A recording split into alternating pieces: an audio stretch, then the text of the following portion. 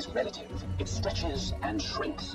Or, in our Earth language, an hour for us may be a century on another planet, and vice versa. There is no audible tick-tock everywhere in the world.